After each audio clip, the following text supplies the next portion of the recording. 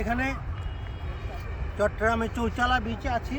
এখানে নয়নাভিরাম সুন্দর এই যে শরতের কাশফুল, এই কাশফুল আমরা দেখতে এসেছি। কিন্তু দুর্ভাগ্যজনক হলেও সত্য, এই সুন্দরকে যারা দেখতে আসেন তারাই আবার এগুলো ছিঁড়ে নিয়ে যাচ্ছেন। তো পরে কিন্তু তারা এসে আর সুন্দর দেখতে পাবেন না। এই যে আমার পিছনে দেখেন ছিটছে, সুন্দরের তাগিদে ছিটছে, সুন্দরকে হয়তো ঘরে নিয়ে যাবে।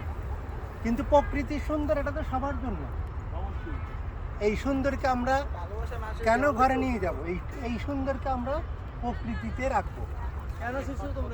তো এই কাশফুল, এটার যে সুন্দর, এই যে নৈসর্গ, এটা বেঁচে থাক এবং প্রকৃতিতেই থাক।